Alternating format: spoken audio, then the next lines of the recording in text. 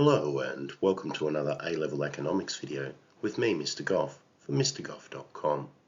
This video will focus on rational decision making.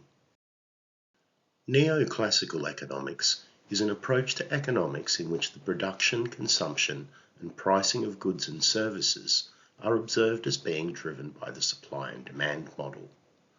This forms the basis of the majority of the A-Level course you'll be studying. An assumption of this model is that economic agents in the economy behave rationally and attempt to maximize their utility. In economics, utility essentially means the satisfaction or benefit they would get from an economic choice. For a consumer, total utility refers to the satisfaction they will get from consuming a good. For example, from consuming this donut. The margin is an important economic concept that describes the change in one variable caused by a change of one unit in another variable. Marginal utility is the additional satisfaction you will get from consuming one additional unit of a good, so in this case, a second donut. The law of diminishing marginal utility states that for most goods, marginal utility decreases as each extra good is consumed. Consumers will therefore want to pay a lower price for subsequent units that they purchase. You can see this reflected in prices here, where we see a pack of 4 donuts that would cost far less than 4 individual donuts. If I were to take this 4-pack of donuts home and consume them, the first donut would give me great satisfaction as I'd been craving donuts. The second donut, still quite a bit of joy from that donut because I was quite hungry. By the third donut, I'm starting to realize that I'm eating too many donuts and I'm quite full. Eating the 4th donut actually makes me start to feel a little bit sick. So you can see that I'm getting less marginal satisfaction each time I eat another donut.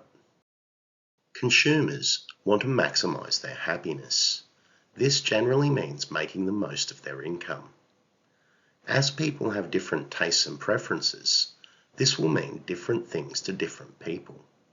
For example, some people may prefer to spend their money renovating their home, while others might choose to use the same money for a holiday instead.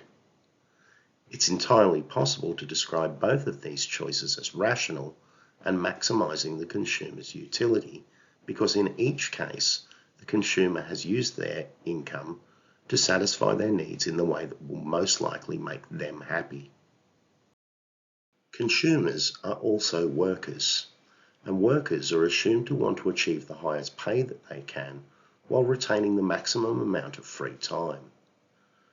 Other factors also influence people's work choices though.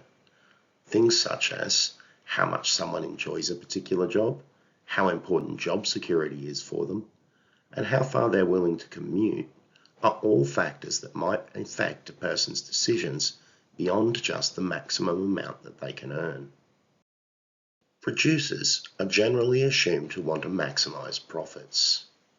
Profits are important because without them, firms fail. You simply can't go on and on making losses forever.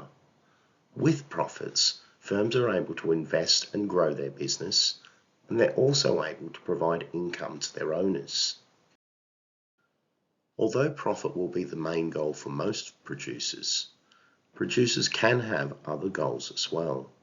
For instance, firms may sacrifice some potential profit in the short term in order to focus on total sales or market share.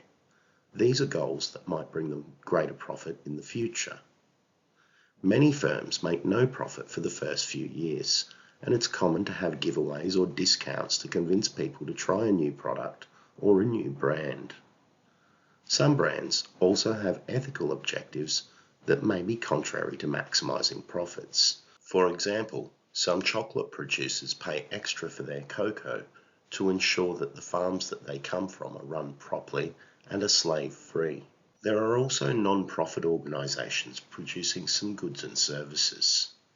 For these organizations, maximizing their utility generally means using their resources to help the most people.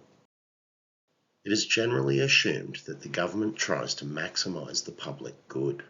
That is, that they take decisions that are in the interests of the people. The government tries to balance its four key economic objectives: economic growth, low unemployment, low inflation, and a neutral balance of payments. This is quite a challenge because it involves a trade-off, as you will find out later in the course, because increasing one of these can sometimes lead to the opposite effect that we want in one of the others. Behavioural economics aims to tweak rather than replace existing economic theories. It challenges the assumption that economic agents are utility maximisers and that they behave rationally. We'll be encountering more about behavioural economics later in the course. But for the next few sections, when we're studying supply and demand, you should be aware that we are working under the assumptions of economic agents being utility maximisers and behaving rationally. That brings us to the end of this video on rational decision making.